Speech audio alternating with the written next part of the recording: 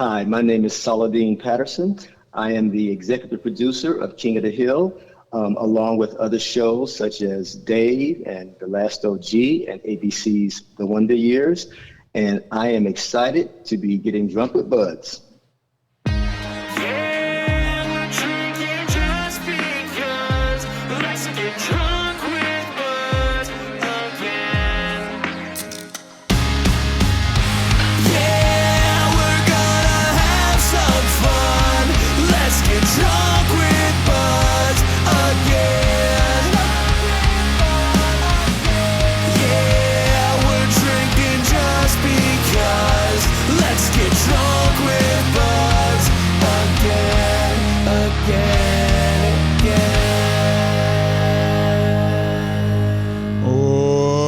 Everybody to Drunk with Buds, a show about trying new beers with some friends and having discussions you normally have at a bar. As always, we get our beer information from the Untapped app. That's UNTAPPD. You can now follow the show there at Drunk with Buds. And that banger of a theme song is by Lost Like Lions out of Buffalo, New York. What's up, everybody? I'm Honer, your host this week, and we're live at Vinyl Tapping Table with Bruce the Beer Bitch. Woo! I'm the bandit. Skylark Millionaire. Yo, yo, yo, yo. And writer, producer, director, and executive producer of the new King of the Hill reboot, Saladin Patterson. Hello, hello, hello. Hello. Welcome to the show. Good to be here. Very excited, very excited. Any excuse I can get to try something on a Sunday at noon with alcohol in it, I'm happy about. And speaking of that, we got 2 new beers and 1 mead today, so let's get to the show, buds. All right, let's get to that very first drink. We're going to pour open the Peach Mead by Perry Vine. This is local to Northern Indiana, right? Made here in South Bend, Indiana. The stout guy says, masterful fusion of succulent peaches and traditional mead. Each sip offers a harmonious balance of honey sweetness with the unmistakable juiciness of peaches. It should be 12 ABVs, 12%, folks. And no 12%. I just saw that. Dude, it tastes like it. Woo! You It taste smells it for sure. freaking great. There's like oil on your throat. It's just sitting there. It's smooth, but with a punch, though. I like that. Yeah, the punch. Definitely leaves a coating. That's mead. That's mead for you. A little thicker, a little syrupy. It did take me back to the medieval times, and like somebody has like a spike gauntlet. A spike gauntlet that just hit me in the throat. I think they said that mead might be the oldest form of alcohol. Oh, should I be using one of those big, like, Viking mugs? Sure. One of those horn mugs. Go get one of those mugs or like a horn, a drinking horn. So. Oh, nice. That's good. Skylark, what's your thoughts? So the smell of it was like really good, really peachy. You get the sip of it. My first initial thought was kind of like almost like a medicine at first. Okay. And then I got that second sip and that went away right away. Syrup was the very next thing I could think of. You know what? You say that, but it tastes like Dr. McGillicuddy. Okay. That's exactly what I'm getting.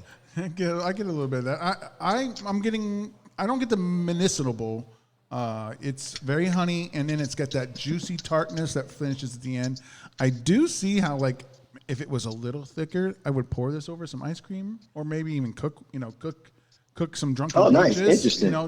Drunken peaches with it. Yeah. Throw it on top of like an oatmeal crumble or something like that. Did you just make up a word, medicinable?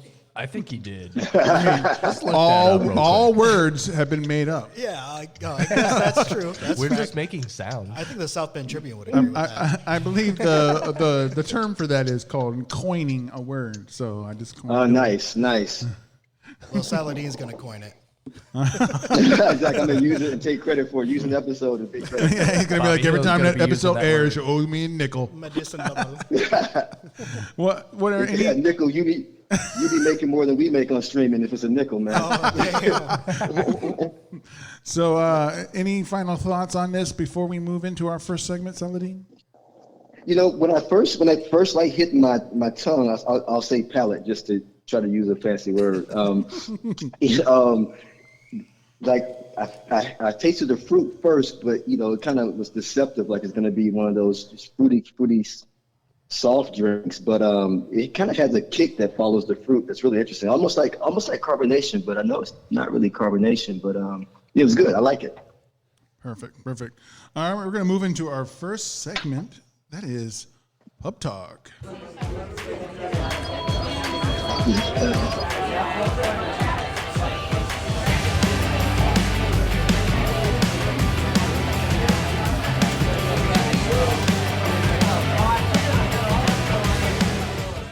Welcome to Pub Talk. Today we're going to find out something that our guest, Saladin Patterson, is passionate about that most people don't know. And he has told us he is super into long-range shooting and hunting. I don't know if I would have pegged that for anyone, really, but not. Well, like, what kind of hunting? Yeah, what kind of hunting? Like, humans. Animals? the most dangerous I know, game. right? Most dangerous game, right? I know. So I should preface it, I grew up in Alabama, so, the world of outdoors and fishing and hunting it's something that, is a part of our culture. I grew up fishing, but then, during the pandemic and post-pandemic, I got really into shooting. And so, in terms of what type of hunting, I have like a little bit of a moral code for myself. I only hunt what I eat.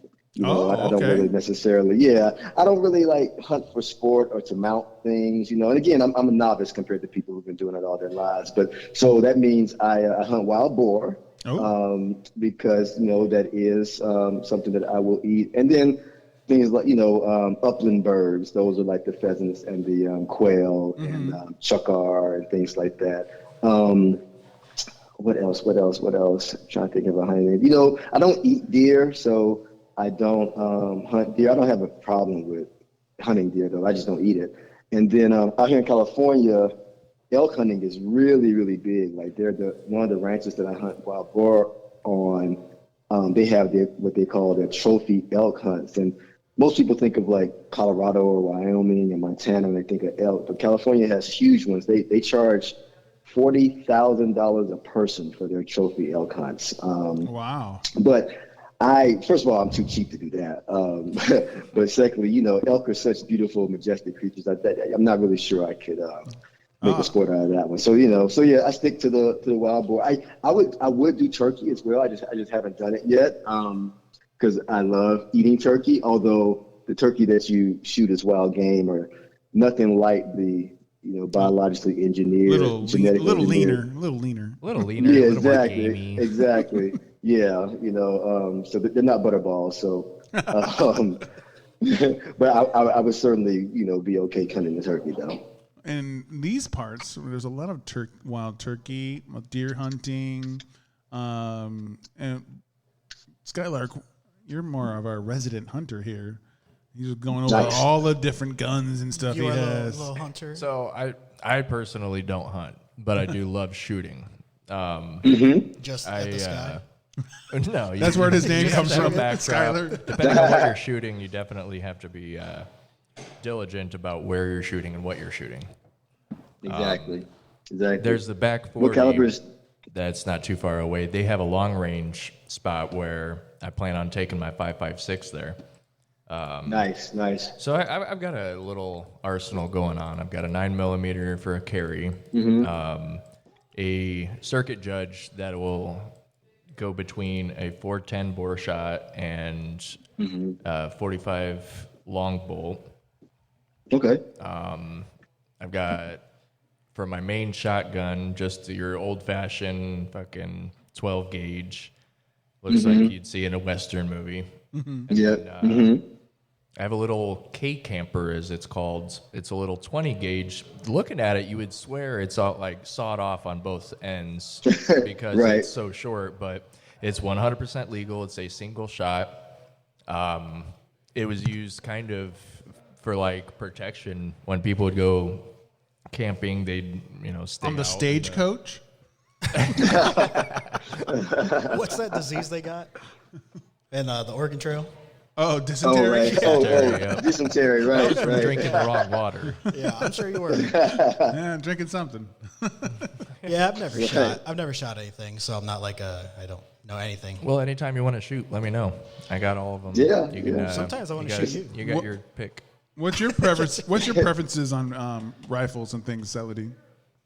So I started off with shotguns. Started off with like home security shotguns, and took classes, and a lot of online stuff. So I'm not one of those shoot from the hip shotguns or like guns you don't have to aim kind of guys. I'm like pretty much shotgun is a very effective self-defense weapon, but you have to train. You have to learn how to do it. So like I have I started with the basic Remington 12 gauge 870, like everybody else usually has.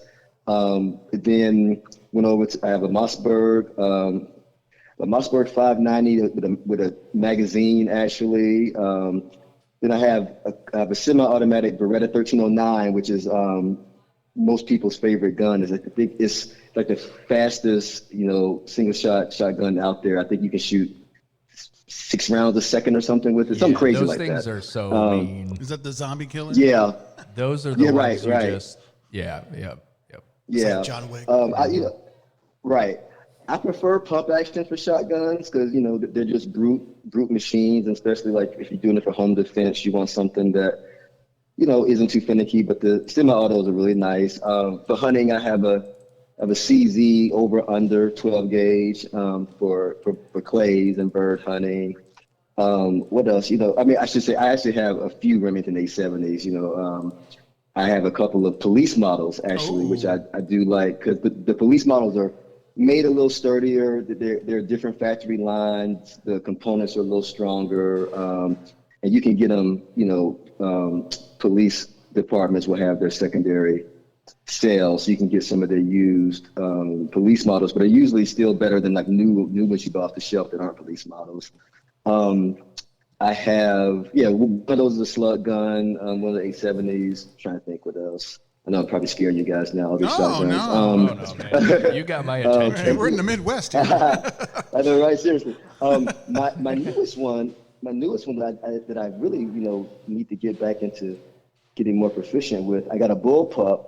I got an Encore is the American company. It's a Turkish gun. Normally you stay away from Turkish guns. This was one that was relatively well made for how cheap it is. But it's a bullpup, which means the action is put behind the trigger, so it shortens it. So it's the same. So I live in California, obviously. So these the gun rules are pretty tight out here. But bullpups are legal, and overall length they're maybe the same as like what a short barrel would be, but because short barrels are not legal out here in California. Okay. Bullpups are the ones that you see on John Wick, and like if you play like Halo or some of those Hell yeah. first person shooters, the bullpup is the design that they like on Predator. Sorry, Alien and Predator, like those the guns you see, especially Alien. Those are all bullpups. And so I have bullpup shotgun. That's a 12 gauge as well. So you're like you like those guys on the video games who just run around the shotguns everyone gets pissed off at, Exactly, because it's cheating, right? It is. That's how I play Call of Duty sometimes. Exactly, right? Shotguns are a very effective short distance weapon. But then I have for distance shooting and for hunting, I shoot 308 and 6.5 Creedmoor. So I have a 1 308 bench rifle that's for long distance target shooting. I think it's Remington 700 action, and I have another 6.5 Creedmoor bench rifle. I think it's a Remington 700 action, but it's a I'm drawing a blank on the name. It's not a Remington brand though. The action is just Remington. It'll come to me. But yeah, those are my bench rifles. And then for hunting, I have one Chamberlain 308. That's a light, carbon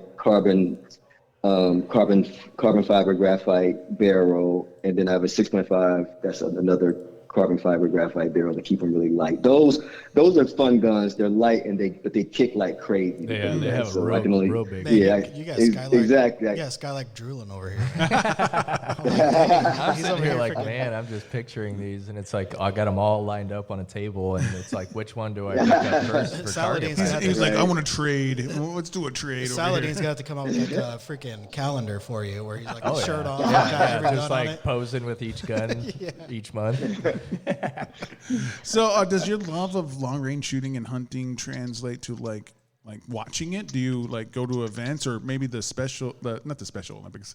That would be an interesting. How about the Winter Olympics? That's what you Winter Olympics. I'm always thought about like, let's just do like cross country skiing and then like randomly stop at places and then do some firing is like like some American sat in like on like, we need an Olympic sport. I want this cross country ski and put a gun in it.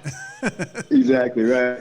I know that is a crazy, because I think the Winter Olympic sports are the ones they say all derived or most derived from actual human activity for survival and stuff, right? I think that's the folklore behind it. So like that's how they justify skiing and shooting and being combined. But yeah, I would love to do that if it didn't involve skiing or cold. So you're saying that there should be a the Summer Olympics have archery. That's true. There's That's archery. True. Archery. There's the single shot. Revolver. Air gun. Revolver. And they have wasn't like on the news this year for the last Summer Olympics that one guy from like a Balkan where he was the only one that didn't like turn like he was doing something like he basically stood there with his hand in his pocket. Is that the guy you're talking about? Yeah, he just stood there like a freaking boss, just handing his pocket, looking down at like I don't need any extra things for balance. I'm just going. Skylark has that picture framed on his fridge. No, it's in the bathroom. That guy was cool. So do you watch shooting? Do you go to events or anything like that? I don't go to events because they have like 3-gun competitions that are really interesting. I may watch some clips, and that's interesting. Like seeing people have to handle different types of guns. I think 3 guns: a shotgun, a carbine, and a handgun. I don't make a habit of watching, but I certainly would. I've thought about entering some of the distance competitions, but I mean, they're cool, but those are also endurance matches, as a component oftentimes. And then they're stress tests as well. And I'm not, hunting is stressful enough. I'm not to the point where I'm proficient enough to really be able to do a stress test type long distance thing where you got to, calculate on the fly windage and figure out distance from the size and the scope and all that kind of stuff and have a spotter. I'm not there yet, but those things do look fun. Okay, one last question for long-range shooting and hunting here. Yes. Has your wealth of knowledge and experience on this aided you in your writing, show running, producing on any of these shows? Like, they're like, we need to go get an expert. And you're like, well, right.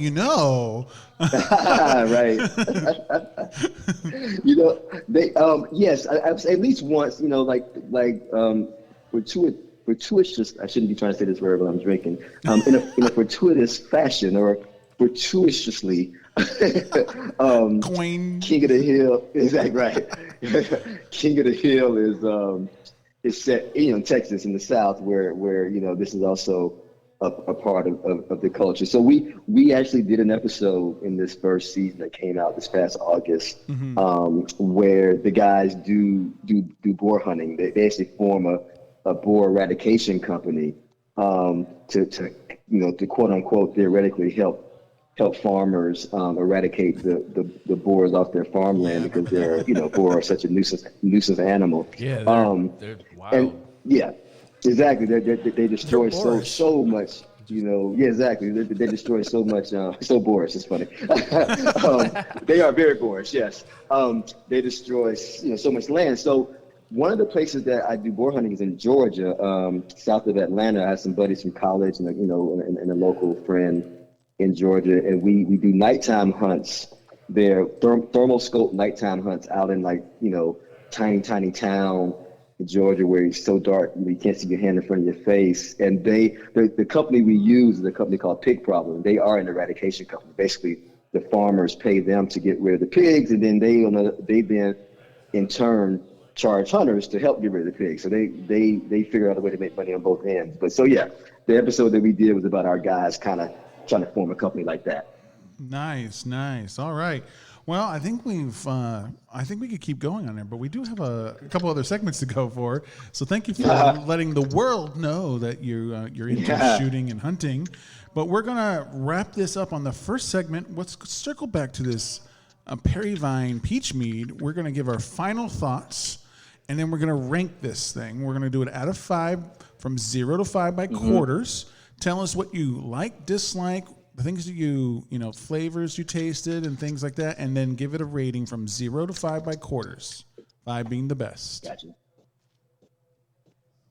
Whenever you're ready. Cool. I do like the peach flavor. It's a strong peach flavor. It's not like, when you feel like the artificial peach. It's a real peach flavor. It's smooth. In spite of that kick, it has a slight teen aftertaste. I would say that may be a con, but it's not overbearing. Doesn't take away from the enjoyment, but it does kind of linger with you. I'm gonna give this one. I'm gonna give it a. Let me say a 3.75. Nice. Mm-hmm. I'm pretty close to you. I like it on the whole. I'm gonna give it a 4. I'm just slightly better than you. I like the ting at the end as you go. It reminds me almost like it's a mixed cocktail with a strong vodka, almost like. Oh, I got you. Yeah, it's got a little bit of a vodka bite at the end. Yes. And then that like peach. Mad Dog? No, not like Mad Dog 2020. Like the 99 shots. Oh no! But then that peach just comes over and swirls, and each glass can be a little bit different because there is real peach like concentrate and juice in there. So sometimes it might be a little bit more, depending on where you poured from the bottle. Overall, I think it's an A-. I love it, and I could see other uses for it. Like other than that, like I said, I would put it maybe over a little bit of ice cream or cook some fruit in it and make like a cobbler or something with it. I think it would be fabulous. Yeah, I don't know. Nice. I'm kind of different than you guys. I think I'm going to give it a 3.25. It does taste like a Dr. McGillicuddy. I am getting Mad Dog 2020 on it too. Oh my God. It's not one of my favorite Perry Vines because they make really good stuff. But this is like, okay, it's reminding me too much of the other stuff that I've had that is just gross. That just sits with you for a bit. And I'm not liking it. Okay. 3.25. Skylark. I mean, you gave it a B, so. Yeah, I'm going to meet everybody kind of somewhat in the middle there with the 3.5. Yeah. Nice. It's a good one for sure, the real flavoring, but out of the few meads that I've had, it's definitely at the bottom of the list, only because I still get that very first initial little shock from it every time I take a sip. And it's not like one of those where it's like it smooths out. That I don't know how to really describe it other than a little bit of like what you said with a vodka sense to it, where every time I take a sip to it, it's like I'm drinking a kind of like a mimosa when I just woke up in Tennessee super hungover. And most people would call that a good thing. Yeah. I mean, I'm not hating on it for sure. So, yeah, 3.5. Yeah, as another B. Looks like everyone likes but not loves the peach mead. They have better. They have way better. It's so good. We're going to roll into our first sponsor. It's the Hop Station. Looking for a cool craft beer bar? Hop Station Craft Bar has over 30 rotating taps and hundreds of bottles and cans to enjoy. They also do can purchases for carryout. Not a fan of beer? Well, you're in luck because they have a unique cocktail menu as well. So come enjoy the arcade games, dart boards, and the pool table. Oh, did we forget to mention the food? Whether you want street tacos or delicious pizza, you can't go wrong. With the outdoor patio, it won't be hard for you to find the perfect spot to relax. So head down to Hop Station, the #1 craft beer bar in Indiana. You'll find them on 318 Union Street, Mishawaka, Indiana.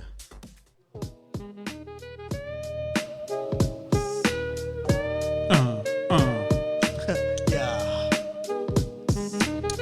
Feel a little funky, like a monkey in the bedroom monkey. Yeah. Little funky monkey. Little chunky monkey in the funky little bedroom.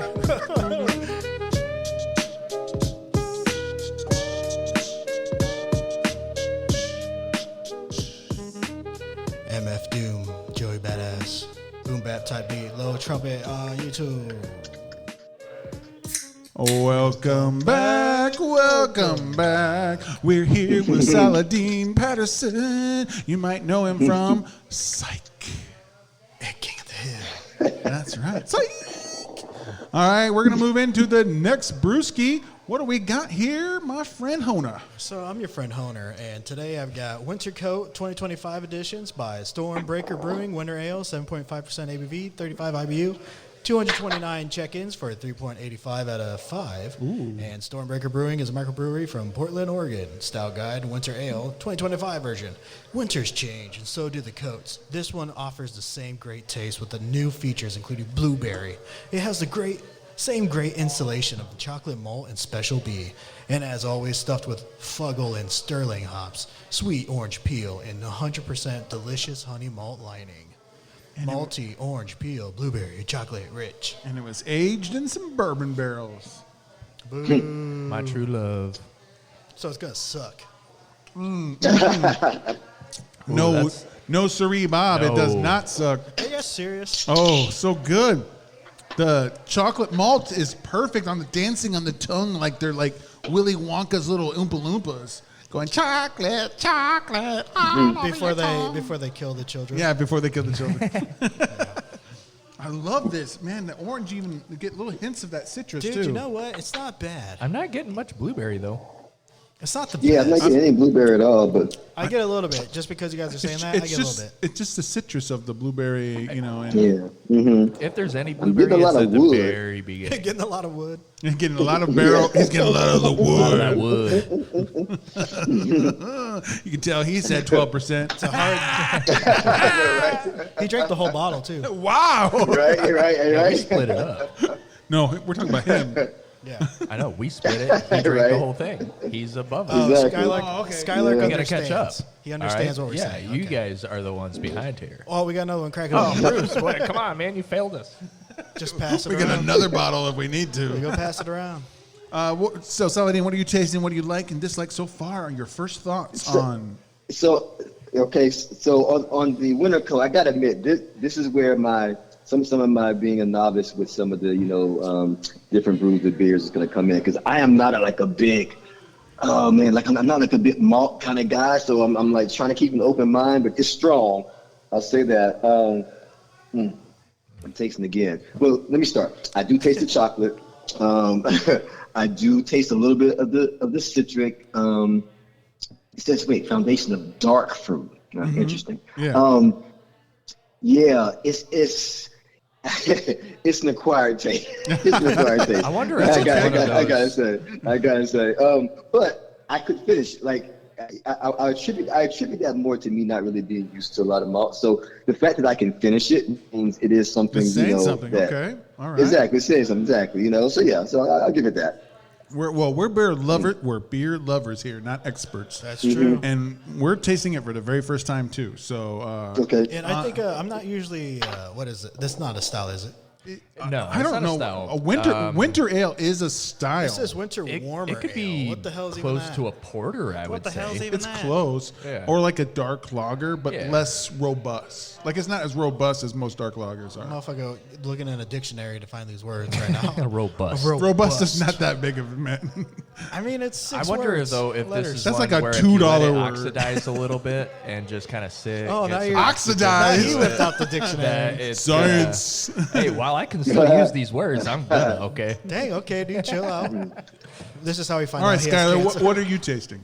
I get the chocolate maltiness from it. The blueberry, I after taking a few sips of it, the blueberry is there. It's is. just It's it's faint. It's there. It's there on side. And then the same with the citrusness, just a real faintness to it. I'm tasting it more, the blueberry, as if you drink more than just sip and stop. Yeah, just if you like- just start just drinking. Oh, I got you. Okay. You're getting That's it on the interesting. side. I get it on the sides of my tongue. With that Kind of like flavor. a little not even side down the punch. middle. No, Just not like down the on middle. Just on the On the sides. side. Just the That's sides of the crazy. tongue. Honer. Could you imagine Interesting. drinking this with some grills? No, but I can't imagine myself drinking this on Christmas Day or Christmas Eve party. Mm-hmm. This, interesting. Yeah, I believe this is that. definitely well placed by calling it a winter, coat, winter warmer. Mm-hmm. Are you going to be wearing a robe and slippers? Yeah, cousin Eddie, man. I could see him. Shitter's see full. him in the whole shitter full. He's in the whole costume. Just no boxers. Just winging it. So wait, you Commando style. In my scenario, you are. Oh, okay. Well, you don't wear pants when you record. Well, that's true. why I you don't have any either. I wear shorts. What's your first thoughts, owner? So I missed that memo. So he's taking his pants off now too. Keep it going. Exactly, right? Yeah, my thoughts with this, man, is I don't usually like chocolate drinks or like chocolate beer, so So for it's very rich. that last one we had. That was a good one. But no, this one it's all right. It's more, it is a wintry beer. Absolutely that. It's exactly what it said on the can. But to me, I wouldn't drink another one. I don't even know if I want to drink this one. You got to. That party foul. I mean, it's good. Can you drink it fast? It's good. No. Is it? It is not that. It is not what? that word. The C word. Yeah, what is it? I am not saying it. Well, we're going to hear someone say everything about their life. Saladin, it's time for the next segment where we grill you. Yes. It's time for beer flights.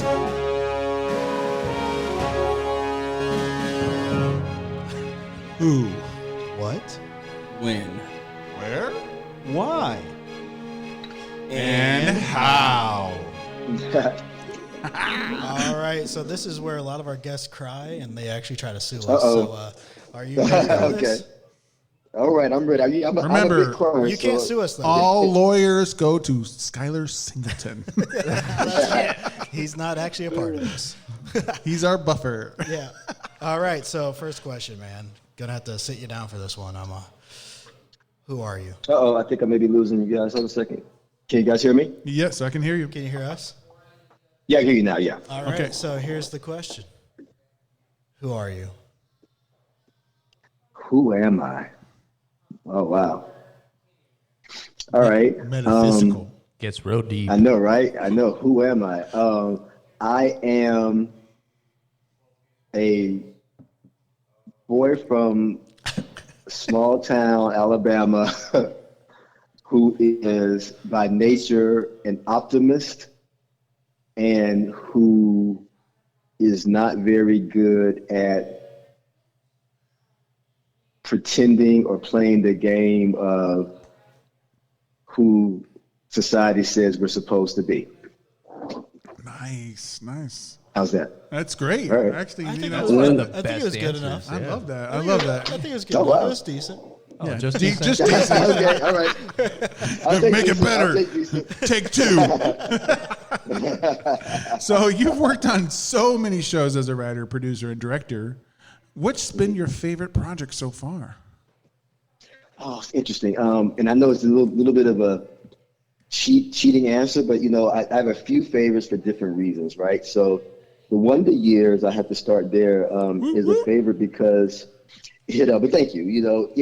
It was loosely based on in my life, but more so my mom and dad and kind of how they grew up in Alabama, because they grew up obviously closer to that time than I did. But it's kind of based on just family experiences that were relatable to a lot of people who grew up, both white and black, in the South. And so that's a favorite because I was able to pull upon personal stories, but also because of what it represented in terms of my trajectory as a writer. I would not have been able to do the Wonder Years before that, because I don't think I had developed the muscles or developed the point of view, or at least honed the point of view as a writer to really be able to tap into not just true things, but really vulnerable things, and kind of have a circumspect approach to it, to where I could relive it without reliving the pain in a way that kind of blocks you creatively. Yeah. And so, that's a favorite because it just represents a place I had gotten, like I said, as a writer, as a creator, to where I could tap into just some very transparent, vulnerable things in a good way. And I love the Wonder Years. Now, as a kid, Thank you. the regular Wonder Years was on, and I didn't really I was too young, I guess. You know, it didn't really. Yeah, hit I hear me. you. Yep. But when this came around, I'll have to be very honest. I only watched the new ones to begin with because of Dule Hill. Dule Hill I is hear you. That's fantastic, and but the kids kept me watching it. So interesting. I love hearing that. So yeah, I love it. So just so you know, like somebody here loves the Wonder Years. I think I love that. I love that. I still haven't seen it. Oh, boo! Hey, I'm just being honest, man. I wish there was more than the 2 seasons. I think it should have kept going. Thank you. I do too. So, how did you get your start in Hollywood as a writer? I started exploring and wondering and trying to figure out how television is made when I was in grad school. I was in grad school for clinical psychology at Vanderbilt, and I had left engineering, which was what my undergraduate degree was in.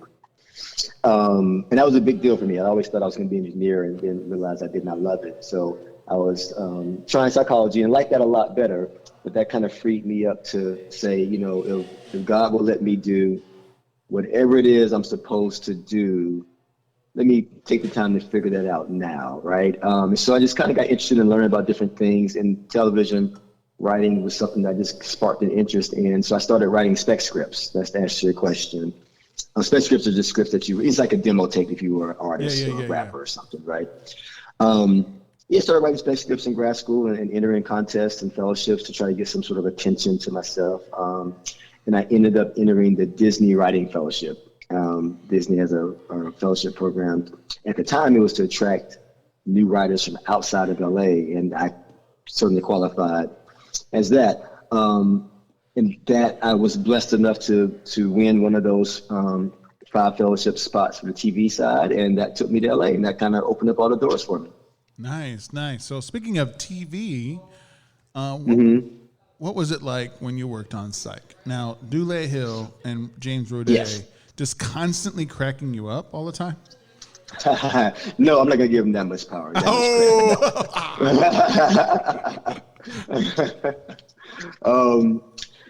No, I love Dule. Obviously, that's why I enjoy doing the Wonder Years with him. I love James. James is one of the most talented, actors I've ever worked with.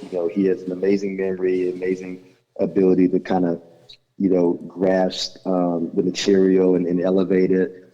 He's an accomplished director as well. That show was a very specific, I don't talk about lightning in a bottle, man. Everything fell into place perfectly for that show to be what it was. Steve Franks created it. And a lot of it is his personality, but a lot of it is from the fact that Steve Franks was a feature writer and didn't really know how to do TV. I think he would say that same thing. I'm not, that's not critical. He's a very successful feature writer. He wrote the Big Daddy Adam Sandler movie and then got an opportunity to do TV and was kind of new to it. So that meant his approach was kind of outside the box, and how he ran the show was a little unorthodox, meaning he would let us all go to Vancouver where we shot the show, and you kind of produced your own episode. You kind of came in, you could pitch it and kind of see it from pitch to completion on your own, like a little movie, and he obviously oversaw everything. But that created that combined with James's energy and the fact that James was kind of like deconstructing how TV characters are portrayed with Sean. It's an hour-long procedural, but it's like a big, broad comedy that broke a lot of, rules in both genres, what I mean? Many broken rules. And all that stuff was a result of people figuring it out along the way, I think it's fair to say. An homage to the 80s and 90s, they would shoot things certain ways, or things on there, especially in you directed an episode of Psych, Dead Air. I did direct one, which has the big twist mystery in it. And then we get to see Gus, which is Dule Hill's character, be a radio host. He puts on this persona. So how did that directing process go that was different from you being a producer and a writer on the show? Right. I certainly enjoyed directing. It's one of those things that I still, if I'm being honest, probably direct as a writer. I'm not going to say I'm I'm a real director. I was blessed to get the opportunity. I was on Psych for 7 seasons, and Steve was very gracious in allowing us to grow on that show, and in terms of the things we got to experience. So directing was one of those things for me, and it was great. I mean, it was the way you want to be able to do it, because I was with family. By that point, everybody on set, the cast. We're all family. We're all supportive. We're all pulling for each other. So everybody certainly chipped in to help my directing debut be as strong as it could possibly be. But so I did enjoy it. But it was still something that I saw as an extension of the writing and producing, as opposed to something in and of itself. I think James is certainly much more pure director than I am. In fact, I think he probably loves that more than he loves acting. But I certainly, it's one of those things where directing helps you be a better producer, helps you be a better writer, helps you kind of see the other end. Because as a producer, especially as an executive producer and showrunner, I'm kind of the one that is guiding the director in terms of the vision for the show. And, most directors are journeymen. So being on the other side of that, I kind of understand, okay, this is what's helpful for a director to be able to hear from a showrunner. This is what the challenges of a director are. So as a showrunner, I need to understand that, so that when I'm, asking for things, I understand what goes into those, requests. Yeah. So you were also a producer on the Bernie Mac show. Any interactions with the man himself? I was going to say, when you'd asked me some of my favorite moments, the Bernie Mac show was going to be one of the next things I mentioned. I love Bernie. Yes. Bernie was an amazing human being. God bless his soul. Right. He was incredibly funny, as everybody knows, but he was incredibly giving and generous and open. He was vulnerable. Bernie could be as transparent as someone with that celebrity status is allowed to be. And he was a complicated individual as well, too, as most comedians are. But he certainly, led with his heart, and I think that's why everybody loves Bernie. And that experience for me was a good experience, because, like, when I was on the PJs with Eddie Murphy, that certainly was a very fun show, and I love Eddie's comedy, and I felt I was able to kind of fall into the tone and voice that was needed for that show. But with the Bernie Mac show, that was the first time. I came up with the Bernie Mac show off of Frasier, which is another show that I love. I was a huge. Frasier was like the second spec I ever wrote, I think. Toss salad, I love scrambled eggs. Exactly, and I love Frasier. I love the world, but the world of Frasier, I appreciated. I didn't live that world, obviously. But the Bernie Mac show was the first time I'd been on the show where I could really tap into my lived experiences with family, and I just had my first kid when I was on the Bernie Mac show, and that opened up a lot of like creative source material, and so that felt refreshing as a writer to really be able to it's just one less level of translation that you have to do. Yeah. When you write, because you just relate to the subject matter in person and things like that more directly. So working with Bernie and then Eddie Murphy on the PJs, did that really help you working on the last OG? Like you got so many comedians that you've worked with here, like just building upon that, Right. So interesting. So let me think. I mean, obviously Tracy is his own person. But there exactly. Is that supposed to be Tracy? There is some very, very small version of it. Okay. There is like some similarity, because they're all comedians. The comedians that came up in a certain time, and not that black actors and comedians are like are like homogeneous or monolith or anything. I think that's part of the problem with Hollywood. Hollywood tends to see, compare us unfairly, to each other, because they kind of group us together. But certainly they came up during a certain time and have some similar points of view. But like I would say, working with Bernie helped me understand. I'm saying, make sure I say this the right way. Understand some of the tortured nature of comedians. The nuances they go through. Yeah, what they go through, particularly, and it's no secret that most comedy comes from pain, and that most of the great comedians have demons that they are working out, and we benefit from their ability to work it out with humor, right? And so Yeah.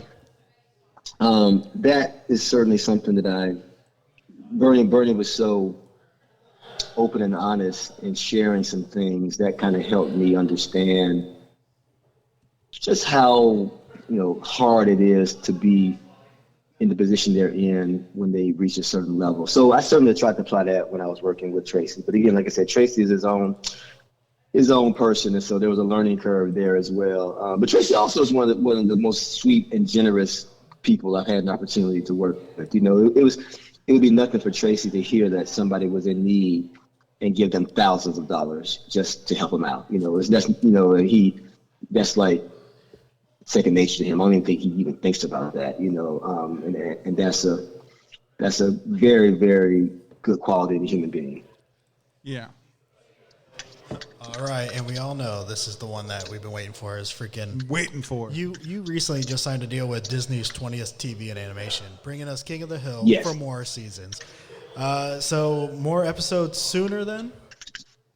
Yes. There'll be a new season on Hulu of 10 episodes that will drop summer of 26, which I know seems like a while away, but that's 6 months, baby. 6 months, baby. Not too far. Yeah, right. But how did you land this, man? That is awesome. Because like King of the Hill is like one of those shows I felt like was never coming back. Mm-hmm. And everybody knew. You know what?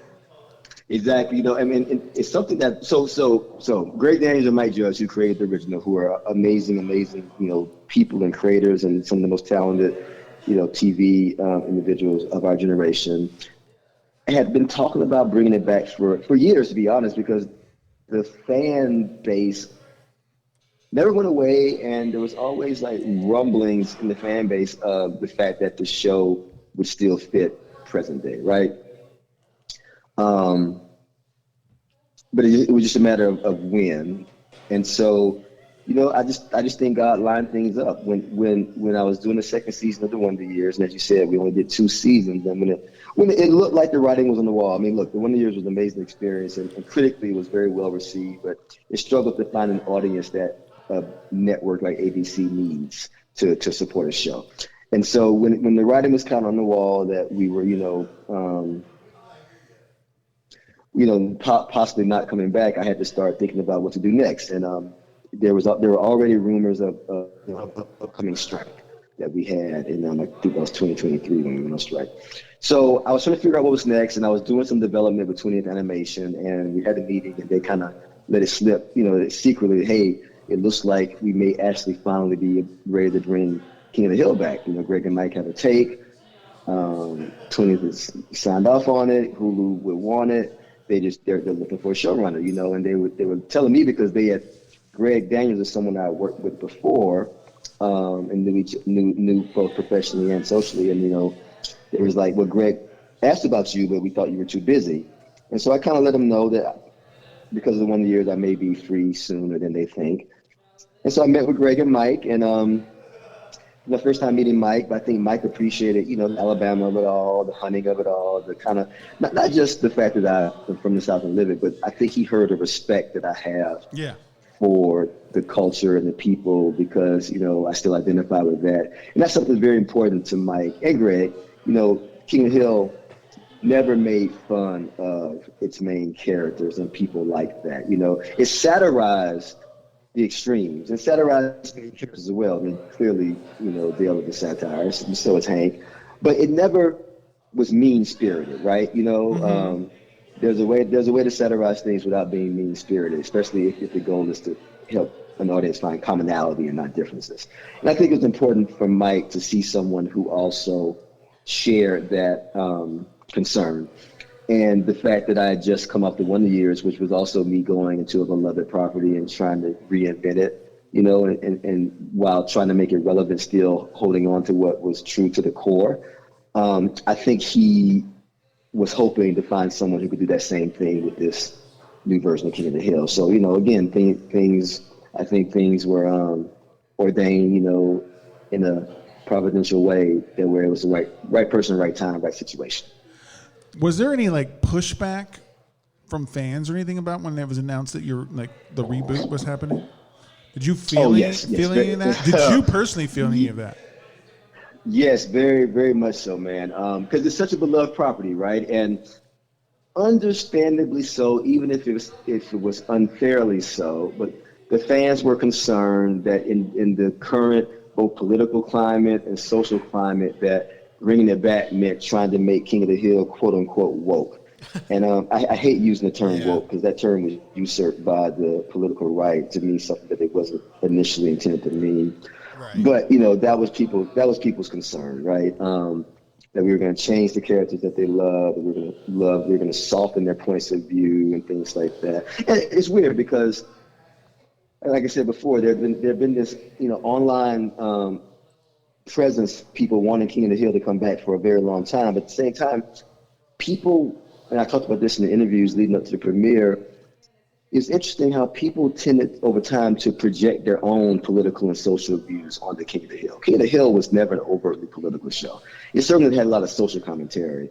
And Hank certainly did represent a little bit of a right of center, common sense middle. Mm-hmm. But over the years, people, argued back and forth. Would Hank have voted for Trump? Would Hank have done this? And the show was never that. It was just, it's indicative of how much people saw themselves in the characters, which is a good thing. But, the downside to that is people didn't think that the characters are them or will behave like them or think like them. So, people were expressing a lot of those concerns and their own biases would come out in those concerns. So there was concern from us about that. Like, is this a situation where we're never going to please everybody? It'll be impossible to please people, how much can we make it new without alienating the core audience? So all those things were right, in the forefront of my mind because of people's initial reactions it went from trepidation to cautious optimism. I think cautious optimism was probably the most positive that we experienced at first.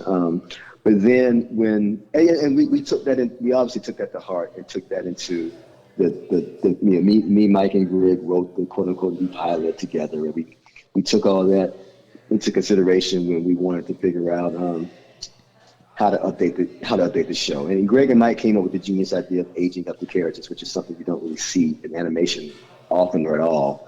And that really kind of helped open up, the world, and helped give me a creative point of view as well to say, okay, the original show, Hank represented the common sense middle, maybe right up middle. If Hank didn't change and still represents that point of view, the rest of the world sees that point of view as extreme now, which is such an interesting conundrum to be in. And that's kind of how we run it, not changing our characters, but just showing how much the world has changed around them.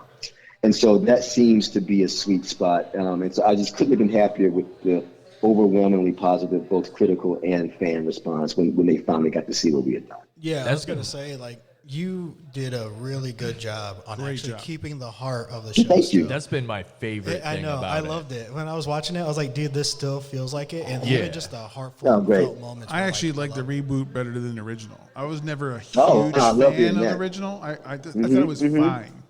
But I think that I especially like that you guys sent Hank to Saudi Arabia because it took him out of the political climate and then he was coming in. So the role reversal. So now Bobby was teaching him how to function in society now instead of him teaching his own son how to be a man. Now he had the role reversal there was like, well, things have changed, Dad. It was nice to see because it was kind of like a reversal on the woke shit. In a sense, where everything coming out or rebooted now, it has some type of feel that the agenda kind of has, where this didn't get that. I didn't get that vibe. I got the vibe where, like you said, where it's like they just came back to this area where now they have to try to figure out how to fit in almost. Right. Yeah. Thank you. Look, first of all, thank you for that. I love hearing that. That was the intent, and it is very satisfying to hear that intent was nailed, received. Yeah, thank you.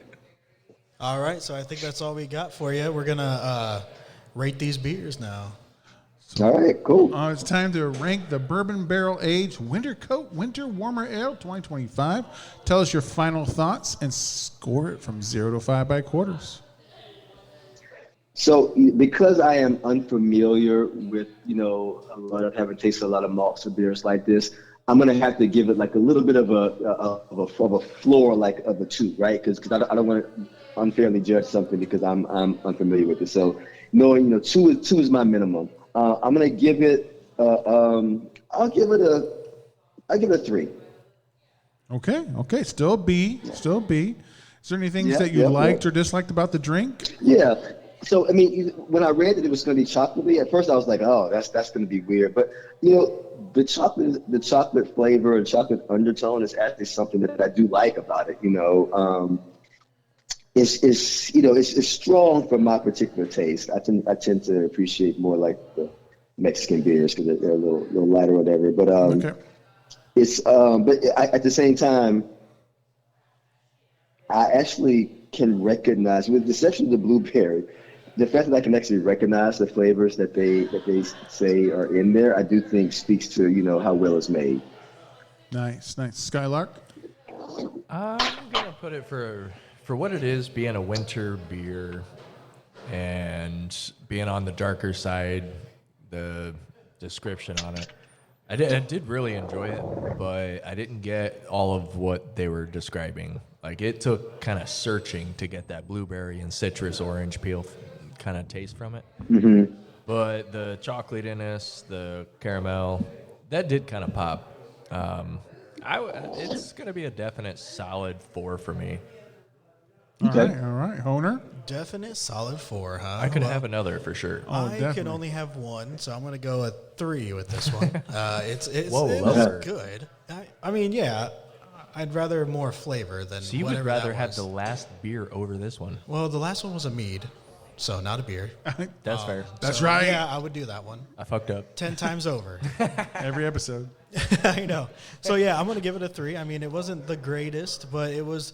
For a chocolate beer and stuff, I enjoyed it enough. It's snowing outside. It's perfect weather for it. I'm a little bit more cozy now, but I am good with 1. Okay. I'm going to give it a 4.5. I really like it. Oh, wow. Nice. I think that beer. the chocolate was good. The robust malts hit me just right for this time of year. I don't know if I'd have this in the fall. I don't know if I have in the summer or anything like that, spring. Mm-hmm. I think this is giving me Christmas, winter feels. I think if I'm out skating, a fire, like a raging fire with some marshmallows. Would you have it here or there? I would have it in a box of a fox. You got it. I was about to ask the exact same thing. On the train in the rain? Definitely, but just not in the spring. All right, shut up. So I'm going to give it a 4.5. I don't think they could make it better. I think this tops out at a 4.5. I don't think there's a way. I taste the chocolate. I'm getting a little bit of the blueberry. I like it. Actually makes me, because of the bourbon barrel age, I'm getting that, just a trickle of that when you're drinking whiskey in the cold. That was my favorite part. You feel like that warmness in your chest. I'm getting that a little bit. So I get the name, the winter coat.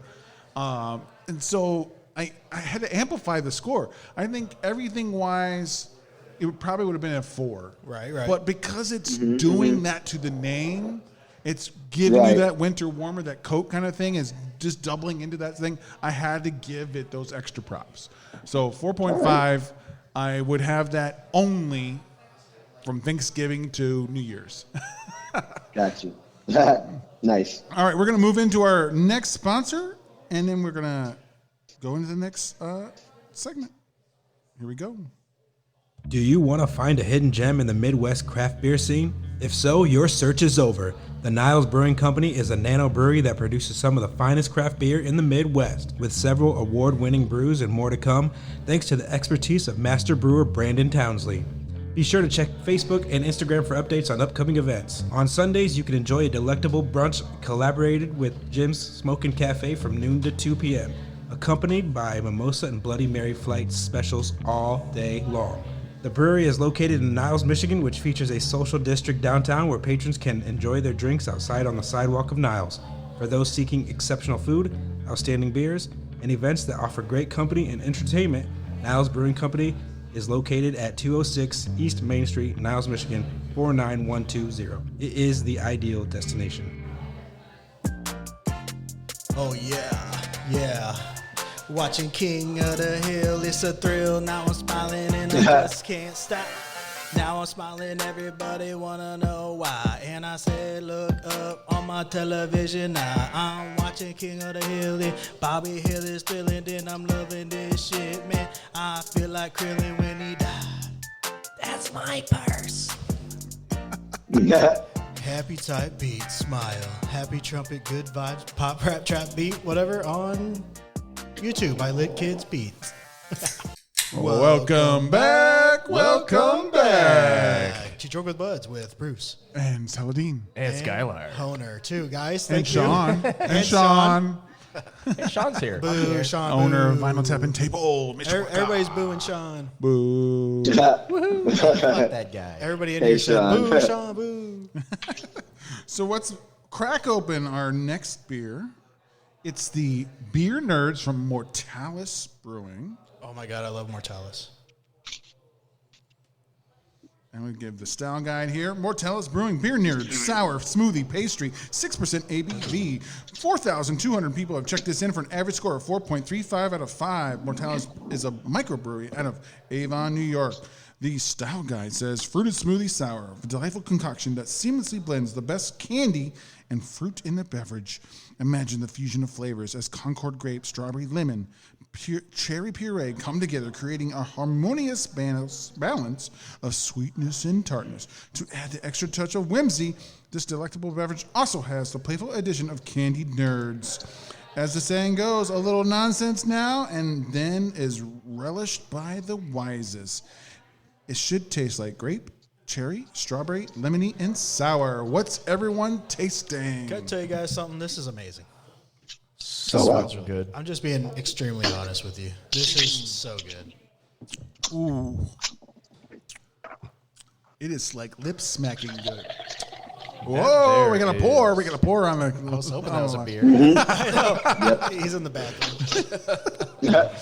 No, that's Mute your a mic. He puts the mic down further. That is good. That is good. That's like a smoothie. Well, it's a smoothie sour, is what they said. Straight up smoothie Yeah. of nerds. And Oh, I don't know, man. This one's one of those where you could, oh, man. I could crush this one. Oh, you said the word. Ding, ding, ding, ding, ding, ding. Crush you it, now boy. must crush it. Chug it all the way down. Oh, he's chugging it. And it's gone. Oh, boy. If you say the words Where's the next one? chuggable or crushable, you have to say it when you're Okay, good to describing know. the beer. It's like a Pee Wee's Playhouse. Like- That's right. So what That's are you right. thinking, Sean? Could Like- you also crush this one? I didn't say that, did I? Yeah, Sean, like if you say I'm I kissable, saw you got to that do thought it. bubble, dude. I saw it. I think it's really good though. Well, it's extremely sweet. I don't know if that's gonna. No, I wouldn't want Be a to. delectable I wouldn't little want to can. do that. I don't regret it. I'll tell you that much. I would regret not having one right now while we're all talking. Now I do. Saladin, what are you feeling about the taste and flavors? Is it too sweet? It's sweet. I'm not gonna say it's too sweet. It's weird. So you guys can help me out. Like, I like it. I like it a lot. Is this like? Again, I like it because it doesn't feel like a beer. It feels sweet. It feels like it's not like quite like a Mike's Hard Lemonade, which feels too syrupy and too sweet. This feels more like artisan sweet. I would say like intentional. But is that considered? Like, is that okay? Yes, this is a style Yeah, that called sounds like a craft beer. a sour. And this style is probably Okay. a pastry sour, more like a Berliner Weiss. It's more like a smoothie. So it will take away all those normal notes that you get from a beer and taste more like a mixed drink smoothie. On there. But they can be sweet, but you'll have a little bit of sour with it because that's the style that it's in. That Nerds Gotcha. candy is awesome. It was. Yeah.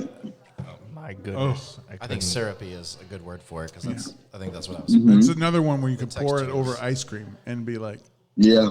Yeah, A little bit of vanilla, French vanilla ice Yeah, cream. you really could. Mm-hmm. I'd pour it onto a This is snowball nice. and throw it at Just a your face. regular old snowball out in the yard. well, because of that competition spirit, let's move into Bruce Trivia. Nice.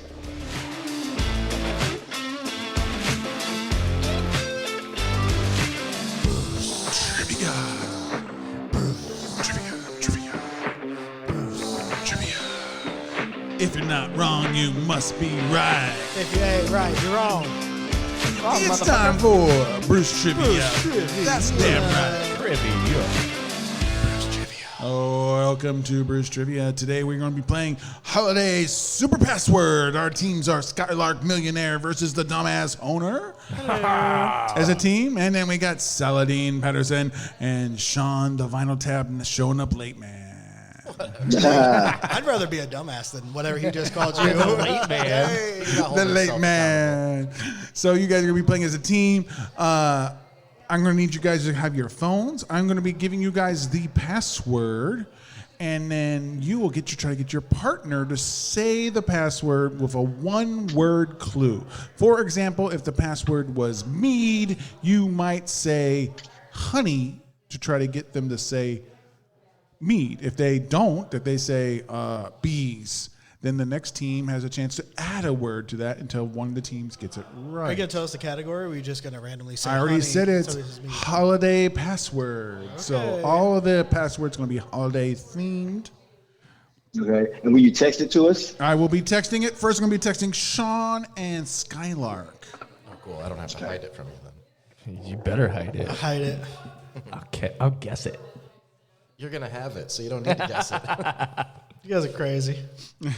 So I'm the only one that doesn't know? Yeah, you and Saladin. And Saladin. That's my boy right there, dude. Yes. We don't need to know. Yep. I'm using Boost Mobile, so this might take a minute to come through. Boost Mobile. You better turn your boost on. Can you just chirp me? Of course, clue givers, you can't use any words that are the password. So like charades. Kind of, yes. Okay. So Okay, as our guest, Saladin's team will get to go first. Sean, whenever you have gotten the word, you can give your first clue. Okay. When I receive it, I will. He still hasn't gotten it. Boost hasn't boosted It's it. loading. I'm not actually using Boost, but I feel like it right now. Do you want to show me on your phone? Oh my Still God. hasn't gotten Or it. can I look at his? I mean, he has the same Sure, password. go for it. This is embarrassing. Embarrassing for Sean. Okay. He's word. late to the answer. Maybe you text the wrong person. Okay, one word. One word. Okay.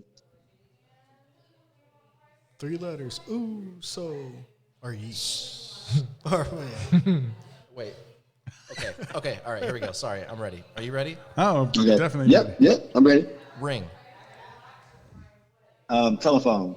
Okay, Skylark, what's your Dang, one you only word? get one guess. Batman. Oh, wait. Did I miss it? Did we get it? What's the buzz? We only didn't get one? We got a whole. You only get one at a time, and then you get to hear the next You word. only get one? Yep. Wait, oh, okay. So I can go off both their hints? Yep. Ring and Batman. Sleigh bells. Hey, none of that shit. I don't even know what that meant. I don't even know what he was signing at me. I don't know sign language. All right. The next clip. Okay. Ding. next- Ding. All right, so you get ding. You got G. Okay. Oh, I know. Hints are Ring, Batman, and Ding. Right. Ring, Batman, and Ding. Bat. No, wait. No, sorry. That doesn't make any sense. I was thinking dingbat. No, sorry. I'm stupid. How many beers have I had? Ring, Batman, and Ding. Crap. You got this. Holiday thing? Shoot. I know, right? I know he's going to get it next. If I don't get it, I'm sorry, Sean. He's going to get it next. I know. Okay. Ring, Batman, Dean. I'm going to need an answer, my friend. Just I know. I'm taking too long. All right. Hey, Ring, Batman, and Dean. I know. Don't forget, the whole thing is holiday themed. Holiday theme. Ring, Batman, and Dean. I can't think of it. I'm so sorry. Jingle All right. bells. Sorry. Jingle bells is correct. Yeah, my Yes, boy. sir. Wait, how is Batman? Batman smells. Late Hey, I don't Oh know. my goodness. I was pretty lost on that one too, to be Yeah, honest. I I'm knew sorry. it after I said it. I was like, wait, no. That's why All I just right. That's why I said Yeah, sleigh I'm I'm bells. trying to sorry. think. I'm like, all right, parody wise. That's why I said sleigh I bells, know. but I meant jingle bells. Yeah. No. Ring was a perfectly good clue. I should have Thank gotten you. Jingle Bells off We're on the Batman same threw me Thank off. you. Ring was actually the worst hint So that that was I a good got. clue. All right, Honer and Saladin, you're getting your clues right now. We just lost $20 on that, by the way. So. We made some pre-bets. Let me know when you guys are ready to go. Since you guys are behind, you get to go first, Saladin. Okay. One second. I saw the clue. One second. Okay. Anyway, but my clue has to only be one word. One word. Okay, got you. One word. Wow. All. Did you say ball? No, all. A-L-L. Yeah, all. All. Yes. A-L-L. Okay. Huh. Well, all. His mind went blank. All around the tree. That's what you're saying? That's what I'm saying. All right, Honer. It's all right.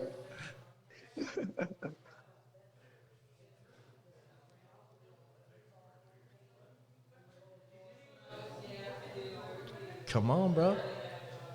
I'm waiting for my hint. I know. Jesus. Oh, that's a good point. He's looking at me like, what are you waiting for? Just learned the rules myself, so. They're using hand signals over here. I'm trying to think of a. Pointing I'm at trying me. to This is think of helping, a. brother. This is not very hard. Let's go. Come on. It's hard to think of a keyword. One word. Yeah, you're not even playing it. Yeah, I know, bitch. I can give a clue right now. Okay, so Nick. What? All and Nick is what you got to go over. What the fuck? I mean, I get the Nick. I do get it. But I because get it's it. Yeah, I holiday get it theme, too. you're going to take him way off the course. I didn't want to. I didn't want to What's say the the song next one title? because I know. Santa's coming to town. All right, Saladin, you got all and Nick to add on here. Okay. All right. Want. All I want for Christmas is you. Fucking Mariah Carey. Come on, dude. I sing the song. 2-0. Yours was all I want for Christmas, and he Wait. said Mark Carey. You have to have Mariah Carey. wait. for Nick that, Cannon, brother. baby. Nick Cannon. That's what he was Get going it? to Oh. Yeah, that's didn't get where it? it came Oh. through. Is the very end of it. Okay. I was trying not to give you the part of the song because I knew he was going to go to the third one, and then he would have got it. Yeah, exactly. So that's why I threw you off course. Yeah. But you guys It are worked. It communicating worked. telepathically. Like, you got a sparkle in your eye when you look at him, and we don't even have that option. You Is know? this sparkling to you? That's many not miles against the apart are rules. we? Sparkle in the eyes is not against the rules. And right. We sparkle each You other know, all I'm night. sorry you guessed the song right, but I should have known that you would have guessed the song first before saying Mariah Yeah, you Carey. should That's have all I known. can think of, though. That's All right, fair. That's fair. check your Boost Mobile 5 minutes later. Don't worry, Sean. I'll show you if. I saw it. I see it. Okay, so Sean, you guys are losing 2-0. This is gonna be a All right, come on, Sean. My bad. All right, no, one- it's okay. I like to lose. we know. I'm a Bears fan. Oh man, me too. I mean, this is a bad year if you want to be a loser. But all right, here we go. This is the one. Okay. This is gonna be tough for me because I don't know what this is. Little. I hope that's I mean, a good hint. I can't say you're wrong. Sean's. All right. Tiny Tim. That's not a bad guess. All I right. will say from the thing of little, that's not a bad guess for It's holidays. not. No, thing. little's a really good fucking word too for it. Oh, thanks. Next one is gonna be. All right, look at me. Look for the shine. Yeah. Midnight.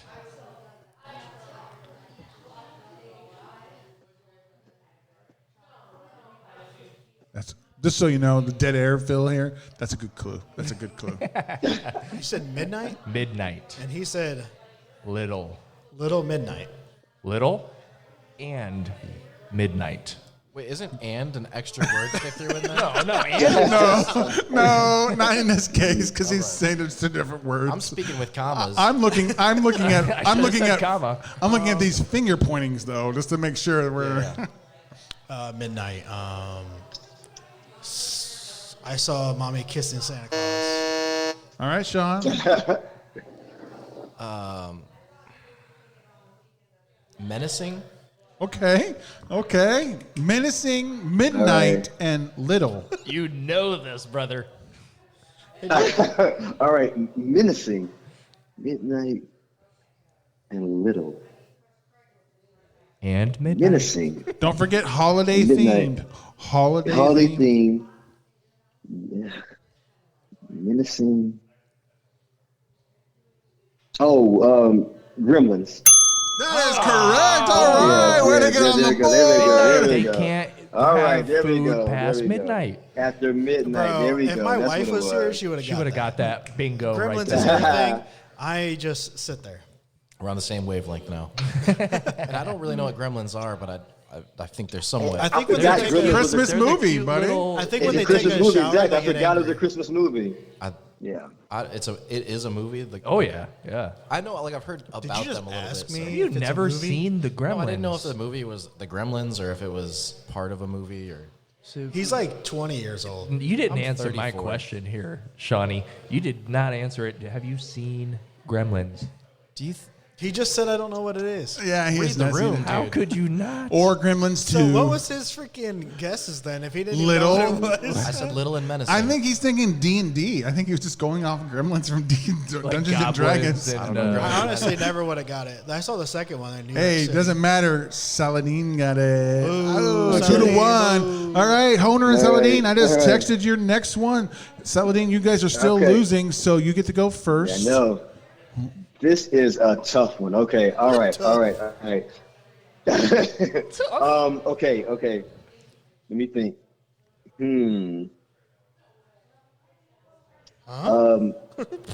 Tower. Did you say Tower? Tower, yeah. Fondue. That's stupid. No, Call me stupid. I said that was a stupid hint. After I said tower, I realized I should have said something else. Oh, that's all right. Willis. I know what fucking movie this is. The biggest problem is I I got know this. his name in the movie, and I can't think of the goddamn name. I think I might got this. I got an answer. I need an answer, though, there, Mr. Because people argue about this shit all the time. Oh, I don't know it actually. I think you do. Give your answer, Skylar. We don't have all day. The motherfucker's name in the movie is John McClane. Okay. Next clue. We're still in trouble, don't? Okay. All right. So this makes up for my stupid hint in the beginning. This one is Plaza. Man, I'm gonna really let you down here because it sounds like something's happening in Chicago. Nope. Then why would we talk about the Willis Tower? No one said Willis. He said Tower, then they said Willis. No. Yes, Willis was said, but that's not Willis Tower. Formerly, the tower formerly known as The Sears Tower. Yep. So I thought we were on a. Nope. Okay. Might take longer than I What expected was, it the to be. hint, what was the hint that you accidentally spilled? Can I have that information? What are we talking about here? You said the Who we talking character- about? the- He said John McClane. Yeah. All right. Well, He said you know McClane. what? It's McClane. It's McClane. He said T with Oh, the D. what did you say? Plaza? Yes, he said didn't say Plaza. Yeah. Okay. Well, eggnog. Sorry, man. I got nothing. That's all right. That's all right. All right. All right, owner, what you got? I didn't think this was going to go that long. Well, nobody knows this word. I didn't even know this word. Oh, we can use Google, it looks like, by the way. Well, for me, because I don't know what this is. That's terrible. This is a Christmas treasure. It is. Corporation. I know what fucking movie it is, but I cannot think But of the movie might not be the answer. Yeah, that's not the answer. All right, famous goddamn movie quote from it is He's saying all the wrong things. no, the most Say famous something. quote from it is Let me buzz you. Just say something, please. we said it on an episode with the guys Yeah. There's an advent calendar where certain someone falls every day. Yippee-ki-yay, motherfuckers! I mean, you're in the right vein. I'll give you that. But no, Right. I feel like Saladin, there's so what we many got going here? Okay. All right. I got a question for the rules. Is a hyphenated word okay? You know for what? one word? We're like 4 deeper than I thought we are going to be. Go for it, man. Okay. Okay. The hyphenated word is high rise. I think you should just give me rhyming words in the next round when we get there. I know, right? I think it might be possible that he's never seen this movie. I don't think I have. 'Cause we're talking about a Willis Tower, but not the Willis Tower. No, we're not even talking No. about So a high Tower rise. and Willis are not together. Okay, I got it. I understand. But now we're talking about a high rise and a plaza and some guy. And Holiday. Can On we a just holiday. tell them what the movie is so then Sure, they don't have come to on. guess that anymore? Die Hard. Okay. Is the movie. But we're not guessing the movie name, damn it. I've never seen Die Hard. What's What would have been the answer? wow?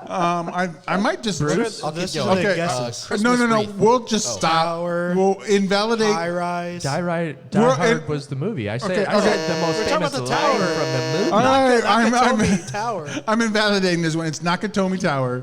Nakatomi was the Okay. word. If you haven't seen the movie, Fuck would I? Exactly. That's what I was saying. I didn't know this. I would have name. actually liked to hear a rhyming word for Nakatomi Tower. I Just know. out of Seriously, curiosity. right? Flock of roaming power. Let's cut that one and add another word that can actually work. I thought that one was good. Nakatomi. None of you guys are gonna get there. No. Right. Exactly. Whatever, dude. Nakatomi, you will. I see what you did. You like that? What Put was the that in the last King one? of the Hill. Well, you missed the last one. all right, Saladin and Honer, we're going to start over again. We invalidated Okay. that last round. It will still stay to Okay. air. Way too hard. We want to hear your guys' failures. So many listeners are going to be like, what the fuck are they not getting this? But know, right? Saladin, when you're ready to go, give your first clue. And we're tied, right? 2-2. Okay. No, you're not. It's 2-1. Oh, we're winning. All right. Let's No, go. you're losing. You need this to keep going. Okay. You need this to tie. Okay. All right. Okay. All right.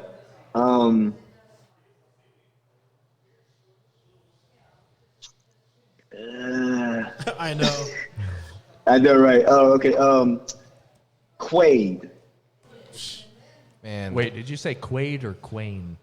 Quaid. Quaid. Quaid. Okay. Yeah. All right. Do you want to phone a friend behind you? Can I phone a friend? Sure. What is this, the What type of millionaire? questions am I allowed to ask? I don't know. Okay, I'll just ask it. Do you have a guess? All right, I've got it. The answer is no. All right, owner, what's your one-word clue? Vacation. National Lampoon's Christmas Vacation. All right, what's the next clue? Okay. Those are great. Okay, so far we have Quaid and Vacation and National Christmas Vacation. Okay. Randy. Randy? Yep. Randy, the Christmas Vacation, Quaid, and it's holiday themed. Dude, I wish I would have paid attention. He just, It's Christmas I think he movies. just doesn't watch Christmas movies. Well, I've seen hates Home Alone Christmas. and Santa Claus. He must hate Christmas. Well, all right. We'll go with Prancer. Randy Quaid as Prancer. Am I in the right? Go ahead. Relative. Okay. So am I in? I have to be in the Dude, right how do you direction. not know National this? Lampoon. You said that Guessed already. that. So I How said the fuck is it vacation. not? Christmas Vacation was correct. We all agreed. I think I But- got an Randy answer. Quaid, relative. I think I got Brother it. Randy? You gonna let it go again? Nope. It's Okay. It's Saladin. I got All a right. bad guess, but So, right. Character. I hope that I don't get made fun of for this. My cousin Vinny. I mean, you're not far. Not, You're not far. not far. I don't know what that means, but it That felt kind of really helps in a way. good. Okay. Go get. Brother.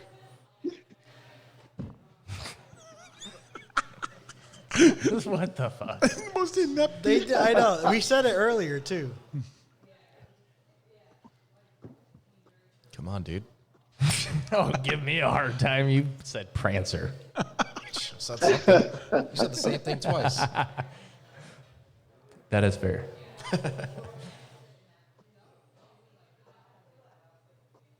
What were my words? Brother. So many of them. Quaid, Randy, brother, Character. relative, character, holiday themed. We pretty much know that it's National Lampoon's Christmas Vacation. I can't think of any names. I can't think of the guy's name. I don't know how. It's like I really don't know how. it's like the most common one. That's the second most common person from that movie. Shitter. You can't give an extra clue. We're still on mine. He's still waiting for brother's answer. Oh, I thought we. Randy All right. Yeah. Okay. I'm not. No, I'm just All right, gonna my I'm to throw a bone. My cousin Vinny, one word is correct. It's a 2-word answer. Of my cousin Vinny, something is correct. What is yours? What is Saladin's new Clue? All right. My new clue is Murphy. Mercy? Murphy. Murphy. Man, I think I should have stayed home. Stayed home. So, my cousin Vinny is 3 words, but 2 of those words are the answer. 2 of those words are incorrect. No, one. Or are incorrect. So it's just one of those words. Yep. Yes. And don't forget, he just said Murphy as a clue. So my cousin Vinny, something's right. Yeah. And then Murphy. Okay, I'll pick one of these 3 words. And the one I'm going to choose is cousin. Okay. And Murphy, what's the first thing that comes to your head when you hear the word Murphy? Eddie. Cousin Eddie. How the fuck? Yeah, I actually put in the work if you want to win in this kind of game, dude. Put in the work. He had Someone who's freaking. never seen Gremlins. I know, and he had freaking Bruce over here spoon feeding him the answer. All right, this is the tiebreaker. Sean and Skylar, I'm going to be texting you. Forgot my name? Yep, yep. You're the bitch boy usually. Oh, Gremlins again? No. Here we go. How's the weather in California? I need a shot. I bet it's awesome. It's nice. It's That's like in the on you. 60s today. I forget. Sean. This ain't working no more, dude. I didn't get it yet. Have you sent it? It's a long word. He's still typing. Okay. Okay, so you guys got to go first, and now you guys are tied. So Skylar, you get to go first this time. Winner take all here. Okay. Honer is thinking. Am I? Skylar is praying. And he never does. Hey, I do too. I do. My word. Fire. Holiday and fire. Get off of Chat GPT. I'm not. Okay, so fire. Christmas movie. Well, let me get my power. Doesn't have to be a Christmas movie. Stop That's talking. a lot Stop of hints. stop talking. I thought it was. Nope, it's just holiday themed, my friend. Holiday themed. Fire. Fire. Holiday. Home Alone. Okay. Sean's got this. Okay. $1 million clue right Right, here. Sean. You got it, Sean. All right. Roasting. Chestnuts. And they are the winner. I honestly wasn't nice, thinking of. nice. I wasn't thinking of Give songs your anymore. In my head, I'm thinking chestnuts roasting on an open. Right, She said exactly. roasting. I went back Nice. chestnuts. give your victory speech, Saladin and Sean. Sean, way to pull it out, man. We're just Way to lucky. You overcome guys my- are lucky that we took out that one round. Yeah. You didn't get it either. Nobody got it.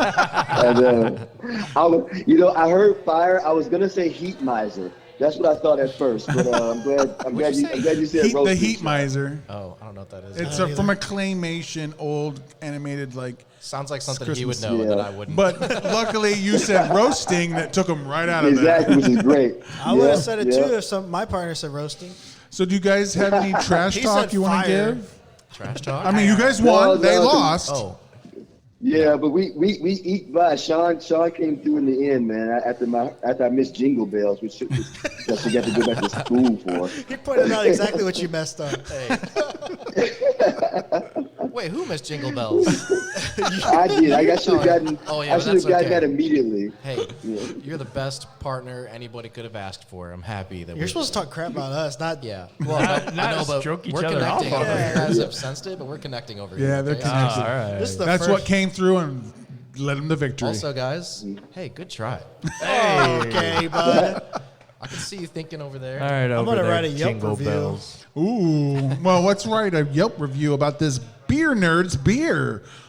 Saladin, tell us what you like, dislike, and give it your rating, my friend.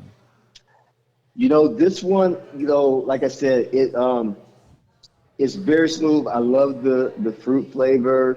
It doesn't taste like a beer, which I say is in a good way. It's deceptive. You probably don't even realize how much alcohol is in it. I'm gonna give this one a 4.25.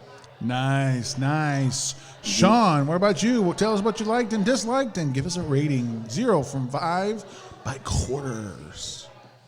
Okay. I didn't like it because I just thought it was way too sweet. Though it is what it advertised. It's just not for me. And it reminds me a lot of communion wine. Ooh, Communion wine. Just fine once a week. that's some tiny good communion sips. wine. in Just my once a book. week, a little bit. So I would give it, just my personal taste, I'd probably just give it a 2. All right. Skylark Millionaire. I am appalled by that one because I He fucking chugged it loved like this hours ago. one. Out of every sour I've had, this one is the cherry on the top. Dude, Mortalis. Like, if you had another one, I would chug it. If you had another one, it's gone. Would you It's going to be a 5 for me. butt chug 5-star I bagel. it? Would you butt chug it? Maybe. Like John Cena and Blockers? Never seen it. You're gonna now. We know that you don't watch movies. You always give beer 5s, though, huh? That's like Wow, he's calling you The out. last, Like just his last because the two was last like at time you threes. were here and me and you did the podcast together, just because I gave them a 5 on one of them. They're like, yeah, it gave me a buzz. 5 stars. Let's roll. He did just its job. Passes 5 them stars. out like candy at a He parade. really does. He really does. Honer. I'm gonna go ahead and give it a 5. I'm just kidding. I'm kidding. I'm gonna give it a 4.5. It's probably the best of the day. It does taste like communion wine a little bit, but that nerd flavor saves it to where it's like I'm tasting multiple flavors, not just that whiny grape. Nice. Whiny grape. I'm going to give it a 4.5 as well. It's very sweet. It's very easy to drink. It's smoothie-like. I got a little bit of all the different flavors. I got grape. I got the raspberry. I got the candy-like taste. But I will say it couldn't make a 5 because I couldn't have more than one of these cans at a time. It is very potent on that sweetness. I don't want 2 of them. I almost feel like I should just pour it into a vat that's making like vanilla ice cream to change it into this flavor. Because then I think that would be like add that creaminess would just amplify it a little bit more. He loves ice cream. I love ice cream today. Yes. I also most of the time love the Vinyl Tap and Table. You're right here at 117 South Main Street, Mishawaka, Indiana, 46544. They have most of the time spectacular burgers, and they always have great fries. Their bar is awesome. They have great album music playing all the time, except for when Sean's BFF is on the Touch Tunes. It's a great location to get some great wings, drink specials, and that new They lager. got pretty good alcohol too, man.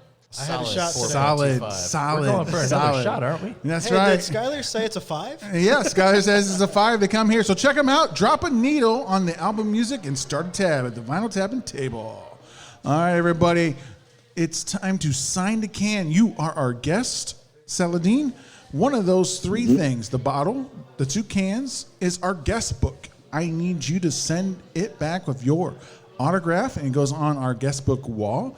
Which one was your favorite that you're going to sign today? Interesting. It's going to be weird because my favorite is not the one I gave the highest rating to. Ooh. Well, I know. My favorite is the mead. nice. Nice. Yeah. All right. Yeah. You chug the whole bottle yet? Not quite. That's why his clues were a little bit There's a off. third left. He drugged the bottle. Exactly. No, right? Hey, I right? just thought of a new episode for King of the Hill where they start a podcast. Yes. They started a podcast. All They right. tried to start a podcast, and it was tried to exactly start a this podcast. experience. No, they started. It's the Alley Crew, and they're going to start a podcast, and they just don't say anything because they don't really say anything in the alley either. And so it's just They like, just stand there. Yep. Right. Yep. Yep. and they don't really say anything. That would be the dumbest episode I've ever seen in my life. No, that's just Yeah, that's plot E of the whole episode. Oh, of course, right? You got to get a lesson in there. Yeah. So that's just. I get you. Right. I mean, they had a whole thing about making beer. I love that episode. Yeah. good That was episode. a good one. Yeah. All right, so thank you for being on the show. Is there anything you want to shout out, Saladin? Any projects that are upcoming or ongoing right now that you want to shout out? I'm just that people be on the lookout for the next season of King of the Hill coming out summer of 26, and then anything else I will alert people of later. But yeah, that's the one of now. All right. Is there any social media you want us to look out for? What do you mean? Like, are you on Instagram, Oh, Facebook? well, yes. Sorry. Yeah. He's had a little bit of that bottle. I know, right? Just get a strong guy. Oh, yes. My Instagram is just Saladin Patterson. No space. Saladin Patterson with 2 T's. Keep a lookout for him on the gun range. Thank you for being on the Yep. episode. Sean, do you want to shout me about your own business that we're live in right now? Oh yeah, we're in Vizzle, Tizzle, and Tazzle downtown Mishawaka. The hell he say? Visit Tizzle and Tassel. It sounded like a Christmas miracle. Yeah. The Island of Misfits. So there it is. We have cheeseburgers and chicken wings and beer. Yeah, they do. Really have good beer. And alcohol. really good burgers. That Beer has USA alcohol. burger. I'm about to take a shot again. All right. All right. Okay. Turbo Mac. We're gonna wrap us out, my friend. I'll try. Free trap type beat, iced out, by Young Fam on YouTube.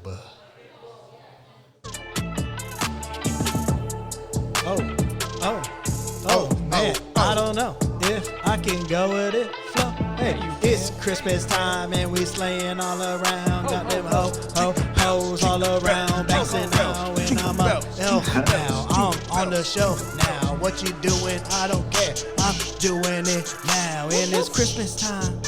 It's Christmas time. I hope you get what you want. It's that time.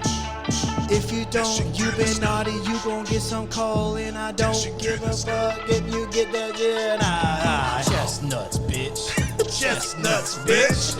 Chestnuts, bitch.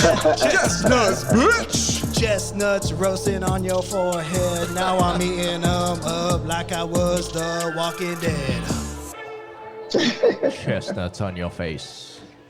Oh, that's too far. That was too far. I felt it too. I mean, I didn't feel it on my face, but I mean, I felt like it was too far. That's too far.